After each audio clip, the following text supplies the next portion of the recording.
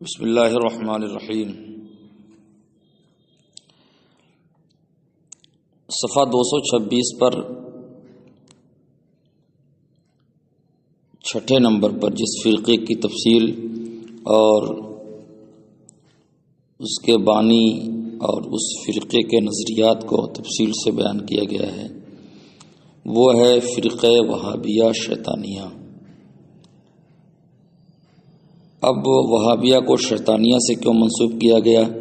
اس کی وجہ یہ ہے کہ اس فرقے نے شیطان کے لیے وسعت علمی کو تسلیم کیا ہے اور اللہ کے رسول صلی اللہ علیہ وسلم کے لیے وسعت علمی کا انکار کیا ہے، اس لیے وہابیہ کو شیطانیہ سے منسوب کیا گیا۔ اس تعلق سے امام اہل سنت فرماتے ہیں وَمِنْهُمُ الْوَهَابِيَّةُ الشَّيْطَانِيَّةُ وَهُمْ كَالْفِرْقَةِ الشَّيْطَانِيَّةِ مِنَ الرَّوَافِضِ كَانُوا أَتْبَاعَ شَيْطَانِ الطَّاغِ وَهَؤُلَاءِ أَتْبَاعُ شَيْطَانِ الْآفَاقِ۔ انہی فرقوں میں سے ایک فرقہ وہابیہ شیطانیہ کا ہے اور یہ روافض کے فرقہ شیطانیہ جیسا ہے۔ روافض کے فرقہ شیطانیہ کا فرقہ شیطانیہ تو شیطان طاغ کے متبعین اور پیروکاروں کا تھا، اور یہ لوگ یعنی وہابیہ شیطانیہ یہ ابلیس لعین شیطان آفاق کے پیروکاروں کا ہے۔ وہم ایضاً اذناب ذالک المکذب الگنگوہی، اور یہ لوگ بھی اللہ کی تکذیب کرنے والے، اللہ کی طرف جھوٹ کو منسوب کرنے والے گنگوہی کے دم چھلے ہیں۔ فإنہ صرح فی کتابہ البراہین القاطعہ، کی گنگوہی نے اپنی کتاب براہین قاطعہ میں اس بات کی صراحت کی ہے بأن شیخہم ابلیس اوسع علما من رسول اللہ صلی اللہ تعالی علیہ وسلم وما ہی واللہ الا القاطعہ لما امر اللہ بہ ان یوصل، اور قسم خدا کی یقیناً یہ اس رشتے کو، اس تعلق کو کاٹنے والی کتاب ہے جسے اللہ تعالیٰ نے جوڑنے کا حکم دیا ہے۔ تو یہ ہے قاطعہ کی وجہ تسمیہ کہ یہ براہین تو ہیں لیکن یہ براہین قاطعہ اس معنی کر ہیں کہ اللہ تعالیٰ نے ہمیں جن چیزوں کو ماننے اور جن چیزوں کو جوڑنے کا حکم دیا ہے یہ کتاب ان چیزوں کو کاٹنے والی ہے اور اس تعلق کو ختم کرنے والی ہے۔ تو اپنی کتاب میں شیخ گنگوہی نے کیا کہا تھا بأن شیخہم ابلیس، کہ ان کا شیخ ابلیس اللہ کے رسول صلی اللہ علیہ وسلم سے زیادہ وسیع علم والا ہے۔ یہ اس عبارت کا خلاصہ ہے کہ اس نے تسلیم کر لیا کہ ابلیس لعین جو ہے اللہ کے رسول صلی اللہ تعالی علیہ وسلم سے زیادہ وسیع علم رکھتا ہے، اور یہ مفہوم اس عبارت سے ظاہر ہوتا ہے وہذا نسخ الشنی بلفظہ الفصیح فضیح، اور یہ انتہائی قبیح وضاحت ہے انتہائی فضیحت بھرے لفظوں سے، اور وہ عبارت یہاں اس کتاب کے صفحہ 47 سے پیش کی گئی ہے۔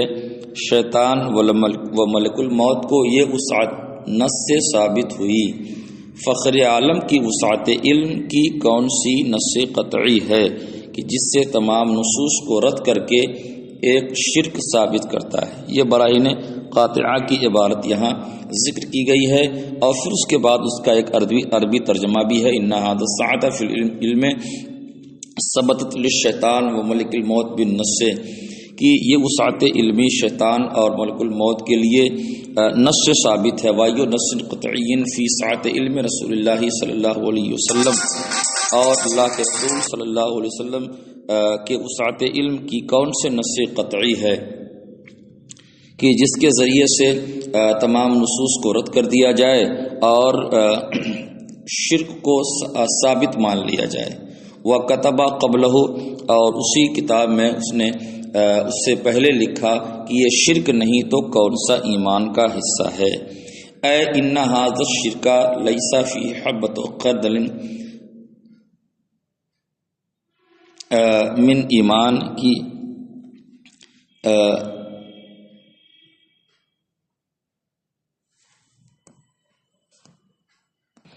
یہ ایسا شرک ہے جس میں رائی کے دانے کے برابر بھی ایمان نہیں، یعنی اللہ کے رسول صلی اللہ تعالی علیہ وسلم کے مقابل شیطان کے لیے وہی وسعت علم مانی گئی ہے، وہ شرک نہیں۔ اللہ کے رسول کے لیے اگر وسعت علم مان لی جائے تو یہ ایسا شرک ہے جس میں ایمان کا کوئی حصہ باقی نہیں رہا۔ براہین قاطعہ کی ان دونوں عبارتوں پر کوئی بھی غور کرے گا تو وہ اس نتیجے پر پہنچے گا کہ شیطان کے لیے وسعت علم مانی گئی تو یہ شرک نہیں ہوا، اگر یہ وسعت علم اللہ کے رسول کے لیے مانی جائے تو یہ شرک ہو جائے گا۔ مطلب یہ ہوا کہ جو کمال، جو خوبی یا جو وصف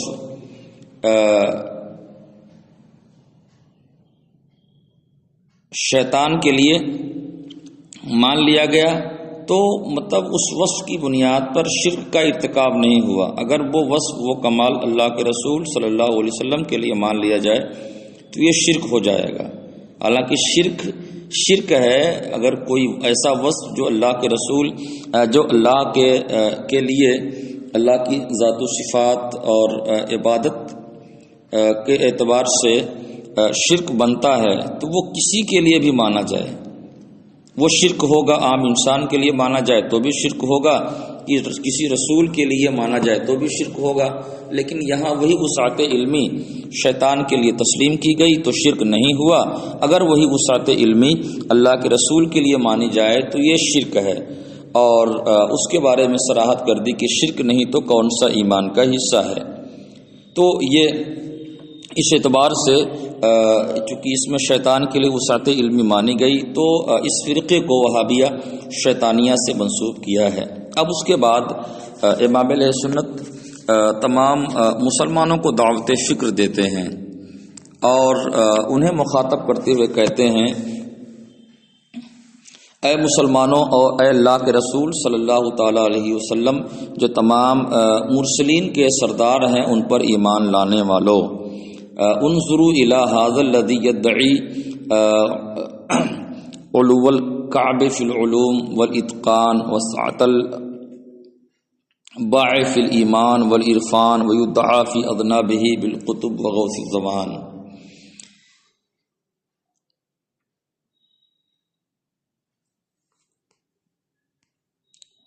اے مسلمانوں، دیکھو اور غور کرو، اے اللہ کے رسول صلی اللہ تعالی علیہ وسلم پر ایمان رکھنے والوں، اس شخص کو دیکھو کہ جس کے علوم اور اتقان میں بلند پایا ہونے کا دعویٰ کیا جاتا ہے، اور جس کے ایمان اور یقین میں عظیم ہونے کا دعویٰ کیا جاتا ہے، اور جس کے جو اپنے پیروکاروں میں قطب اور غوث زمان کہا جاتا ہے، کیفا یسب محمد صلی اللہ تعالی علیہ وسلم، کس طرح وہ اللہ کے رسول صلی اللہ تعالی وسلم کو منہ بھر گالی دیتا ہے اور اپنے شیخ شیطان کے لیے وسعت علمی پر ایمان لاتا ہے، اور اس کے بارے میں کہتا ہے جسے اللہ تعالیٰ نے وہ تمام باتیں سکھائیں جو وہ نہیں جانتا تھا، اور یہ سکھانا اللہ تعالیٰ کا ان پر بہت عظیم فضل ہے۔ یہ اشارہ ہے اس آیت کریمہ کی طرف، علمک ما لم تکن تعلم وکان فضل اللہ علیک عظیما، اس کی روشنی میں الذی تجلی لہ کل شیء، جس کے لیے ہر چیز بالکل ظاہر ہوئی، روشن ہوئی، وعرف، اور اس نے ان تمام چیزوں کا عرفان حاصل کیا، وعلم ما فی السماوات والارض، اور اسے علم ہے ان تمام چیزوں کا جو آسمانوں میں ہیں، جو زمینوں میں ہیں، اور وہ جانتا ہے مشرق و مغرب کی ہر چیز کو، اور وہ جانتا ہے اولین و آخرین کے علم کو، کما نص علی کل ذالک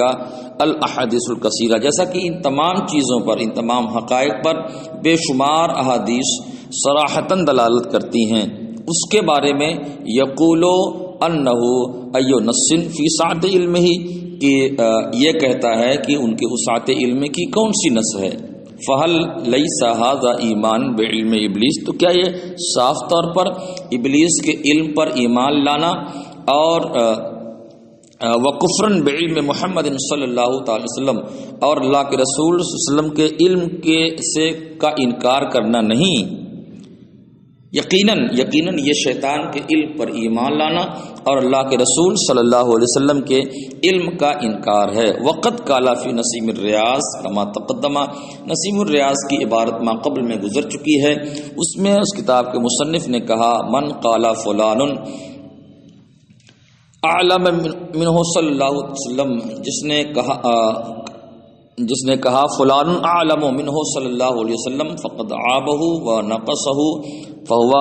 صابن، جس نے کہا کہ فلاں شخص اللہ کے رسول سے زیادہ جانکار ہے تو اس نے یہ کہہ کر اللہ کے رسول کی تنقیص کی اور ان پر عیب لگایا. فہو صابن، تو یقیناً یہ کہنے والا اللہ کے رسول کو گالی دینے والا ہے. وحلو الحکم فیہ حکم الصاب من غیر فرقن، اور اس کا حکم گالی گلوچ کرنے والے ہی کے حکم کی طرح ہے، دونوں میں کوئی فرق نہیں. ولا نستثنی منہ صورتن، اور ہم ان میں سے کسی بھی صورت کا استثناء نہیں کرتے. وہذا کلہ اجماع من لدن الصحابہ رضی اللہ تعالی عنہم، اور یہ تمام باتیں ایسی ہیں کہ صحابہ کرام سے لے کر آج تک ان پر اجماع قائم ہے. یعنی یہ ساری باتیں اجماعی ہیں اللہ کے رسول کے صحابہ کے زمانے سے. ثم اقول، اب آگے ارشاد فرماتے ہیں پھر میں کہتا ہوں انظروا الی آثار ختم اللہ تعالی کیف یسیر البصیر اعمی،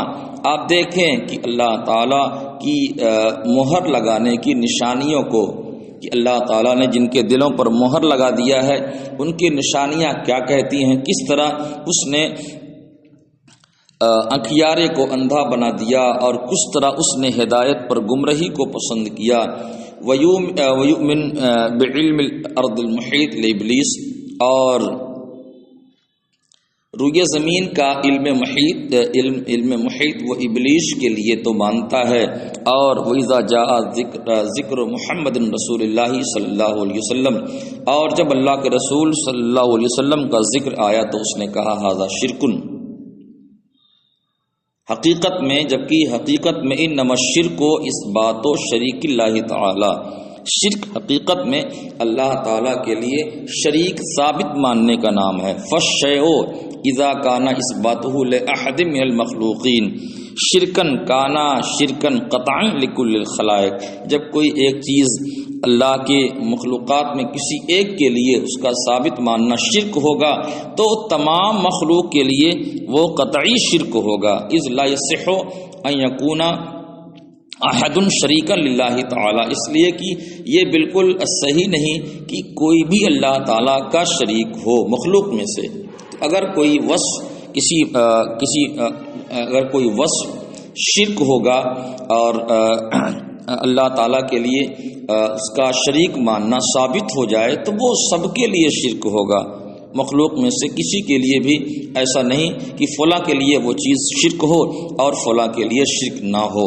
فانظروا کیف آمن بان ابلیس شریک لہ سبحانہ، تو آپ دیکھیں کس طرح وہ اس بات پر ایمان لایا کہ ابلیس معاذ اللہ اللہ کا شریک ہے. وَإِنَّمَا الشِّرْكَةُ مَنْفِيَّةٌ عَنْ مُحَمَّدٍ صلی اللہ علیہ وسلم، شرکت تو اللہ کے رسول صلی اللہ تعالی علیہ وسلم سے منتفی ہے. ثم انظروا الى غشاوة غضب اللہ تعالی علی بصرہ یطالب فی علم محمد صلی اللہ علیہ وسلم بالنص، اور پھر اللہ تعالیٰ کے غضب کی غشاوت آپ دیکھیں کہ کس طرح اللہ تعالیٰ کے غضب نے، اس کی ناراضی نے اس کی نگاہ پر پردے ڈال دیے. اسے آپ دیکھیں کہ اللہ کے رسول کے علم کے لیے وہ نص کا مطالبہ کرتا ہے. ولا یرضی بہ حتی یکون قطعیا، اور وہ اس وقت تک راضی نہیں ہوگا جب تک کہ وہ قطعی نہ ہو، یعنی اس کے لیے نص قطعی کا مطالبہ ہے. نص قطعی نہ ہو تو وہ اسے مانے گا بھی نہیں. فَإِذَا جَاءَ عَلَى سَلْبِ عِلْمِهِ صلی اللہ علیہ وسلم، اور جب اللہ کے رسول کے علم کی نفی کا مسئلہ سامنے آیا تو تمسکا فی ھذا البیان، اسی تحریر میں، اسی بیان واقعہ میں از خود اس نے ایک صفحہ 46 پر اس غلیظ کفر سے پہلے 6 سطروں پہلے اس نے ایک باطل حدیث کے ذریعے سے، جس کی کوئی اصل نہیں تھی، اس کے ذریعے سے اس نے تمسک کیا، یعنی اللہ کے رسول کے علم کے لیے اس نے علم کے ثبوت کے لیے نصی نہیں، نص قطعی کا مطالبہ ہوا، اور جہاں مسئلہ علم کی نفی کا آیا تو اب ایک فرضی حدیث پاک کا سہارا لے کر علم کی نفی کو ثابت کیا، اور جھوٹے طور پر اسے ایسے شخص کی طرف منسوب کیا جس نے اسے روایت ہی نہیں کیا، بلکہ واضح طور پر بل ردہ بالرد المبین، بلکہ واضح طور پر اس کا رد بھی لکھا ہے، سو یقول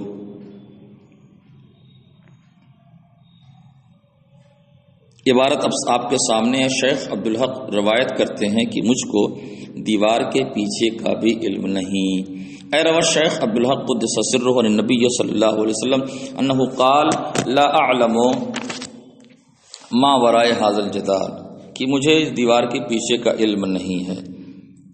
مع ان الشیخ قدس اللہ تعالی سرہ انما قال فی مدارج النبوہ هكذا۔ تفصیلی عبارت یہ ہے کہ عبارت کا ایک ٹکڑا جس میں وہ چیز وہ اس کے کام کی چیز موجود تھی، اس ٹکڑے کو روایت کر دیا، اور اس کے آگے اس کا جو جواب نقل کیا گیا تھا اسی کتاب میں مدارج النبوہ میں اسی شیخ نے جو لکھا تھا اسے نہیں پیش کیا۔ تو وہ پوری عبارت یہاں آپ کے سامنے پیش کی جا رہی ہے کہ شیخ عبدالحق محدث دہلوی نے مدارج النبوہ میں جو لکھا ہے وہ یہ ہے، اینجا اشکال میں آرند کی درباز روایت آمدہ اصل کی گفت حضرت صلی اللہ علیہ وسلم کی من بندام نمی دانم آنچے در پسے این دیوارست جوابش است کی این سخن اصل ندارد۔ کہ شیخ عبدالحق محدث دہلوی روایت کرتے ہیں، انہوں نے جو لکھا ہے وہ یہ لکھا ہے، وہ کہتے ہیں مدارج النبوہ میں کہ یہاں لوگ ایک اشکال لے کر آتے ہیں کہ بعض روایتوں میں آیا ہے کہ اللہ کے رسول صلی اللہ علیہ وسلم نے فرمایا، کیا فرمایا کہ مجھے نہیں معلوم کہ اس دیوار کے پیچھے کیا ہے۔ اس کے بعد جو فارسی عبارت ہے لکھتے ہیں کہ اس کا جواب یہ ہے کہ اس بات کی کوئی اصل نہیں ہے، یعنی یہ جو بات کہی گئی ہے، یہ جو روایت پیش کی گئی ہے یہ بے اصل روایت ہے اور اس کی کوئی اصل نہیں ہے، اور اس مضمون کی روایت صحیح نہیں ہے۔ تو یہ پوری عبارت شیخ عبدالحق محدث دہلوی کی ہے۔ تو جو سوال تھا سوال کو اور اشکال کو تو پیش کر دیا، اور اس کا جو جواب اسی کتاب میں موجود تھا اسے چھوڑ دیا۔ فانظروا کیف یحتج بلا تقربوا الصلاۃ، تو آپ دیکھیں کس طرح لا تقربوا الصلاۃ سے تو دلیل پیش کرتا ہے، ویترکوا وانتم سکارا، اور انتم سکارا کو چھوڑ دیتا ہے۔ تو اگر یعنی اس کا حال یہی ہے کہ وہ لا تقربوا الصلاۃ جو قرآن مقدس میں آیا ہوا ہے اور اس کے ساتھ ساتھ وانتم سکارا جوڑا ہوا ہے، تو اگر لا تقربوا الصلاۃ کسی کے سامنے پیش کر دیا جائے تو نماز سے تو چھٹی، یعنی اب نماز کے قریب نہ جاؤ، حالانکہ وانتم سکارا شرط کے ساتھ ہے کہ جب تم نشے میں ہو تو نماز کے قریب نہ جاؤ۔ تو اب عبارت کا ایک حصہ جس میں اشکال پیش کیا گیا ہو وہ درج کر دیا جائے، نقل کر دیا جائے، اور اس کے جواب میں جو کہا گیا ہو وہ چھوڑ دیا جائے، تو یہ ایک علمی خیانت بھی ہے اور نقل کی خیانت بھی ہے کہ ایک غلط قول منسوب کیا گیا ایک بہت جید عالم اور محقق کی طرف۔ وکذالک قال الامام ابن الحجر اسقلانی، صرف یہی نہیں کہ شیخ عبدالحق محدث دہلوی نے یہ کہا ہو کہ یہ قول بے اصل ہے، اس کی روایت صحیح نہیں، بلکہ علامہ ابن حجر اسقلانی نے بھی لکھا ہے لا اصل لہ۔ علامہ ابن حجر مکی نے افضل القراء بقراء ام القرى اپنی کتاب کے اندر لکھا لم یعرف لہ سند، اس کی کوئی سند نہیں معلوم نہ ہوئی۔ تو یہ ہے فرقہ شیطانیہ کے جو بنیاد گزار ہیں اور جنہوں نے شیطان کے لیے وسعت علم مانی، اور وہی وسعت علم اگر اللہ کے رسول کے لیے وہ مانے تو اسے شرک وہ قرار دیتے ہیں۔ حالانکہ شرک شرک ہے، چاہے وہ شیطان کے لیے مانا جائے یا اللہ کے رسول کے لیے مانا جائے یا کسی عام مخلوق کے لیے مانا جائے۔ اب اس کے بعد اعلیٰ حضرت رضی اللہ تعالیٰ عنہ نتیجے کے طور پر ارشاد فرماتے ہیں وقد ارست قولیہ حاذین، میں نے اس کی یہ دونوں باتیں میں نے پیش کی۔ کن کو پیش کی؟ علی بعض تلامذتہ ہی و مریدی ہی، اس کے بعض تلامذہ اور اس کے بعض مریدین کے سامنے میں نے پیش کی۔ اور وہ دونوں باتیں کیا ہیں؟ اعنی مقترفہ من تقذیب اللہ سبحانہ و تنقیص علم رسول صلی اللہ علیہ وسلم، کہ اس نے جو اللہ کی تکذیب کا اور اللہ کے رسول کے علم کی تنقیص کا جو ارتکاب کیا تھا، یہ دونوں باتیں جب میں نے اس کے بعض تلامذہ اور بعض مریدین کے سامنے پیش کی تو فعارضنی، تو انہوں نے مجھ پر یہ کہہ کر معارضہ قائم کیا، ما کانا شیخنا لیتفوہ بامثال ھذا الکفر، ہمارے شیخ کی تو یہ شان ہی نہیں ہے کہ اس جیسی کفریہ باتیں وہ اپنی زبان سے نکالیں۔ فاريت الکتاب وکشفت عن کفرہ الحجاب، تو میں نے کتاب دکھائی اور اس کے کفر سے جو پردہ بالکل کھول کر رکھ دیا۔ فاجابہ الاضطراب الی ان قال، تو ان کے اضطراب نے انہیں یہ کہنے پر مجبور کیا لیس ھذا الکتاب للشیخ، کہ یہ کتاب تو ہمارے شیخ کی ہے ہی نہیں، انما ہوا لتلمذہ خلیل احمد علمبیٹھی، کہ یہ تو ان کے شاگرد خلیل احمد امبیٹھی کی تصنیف ہے۔ فقلت ہوا قد قرض علی ہے، تو میں نے کہا کہ انہوں نے تو اس پہ تقریض لکھی ہے اور اسے کتاب مستطاب قرار دیا ہے اور بہت نفیس تالیف یہ کہا ہے، اور اللہ تعالیٰ سے یہ دعا بھی کی ہے کہ اللہ تعالیٰ اس کتاب کو قبول فرمائے۔ اور عبارت کیا ہے؟ عبارت یہ ہے کہ یہ براہین قاطعہ اپنے مصنف کی وسعت نور علم اور فسعت ذکا و فہم و حسن تقریر و بہائے تحریر پر دلیل واضح ہے۔ اے ان ھذا الکتاب دلیل واضح علی سعت نور علم مؤلفہ و فسحت ذکائہ و فہمہ و حسن تقریرہ و بہائے تحریرہ۔ فقال، تو انہوں نے کہا، ان مریدین اور تلامذہ نے کہا، لعلہ لم ينظر فیہ مستوعبا، کہ انہوں نے اس کتاب کو مکمل نہیں دیکھا، انما نظر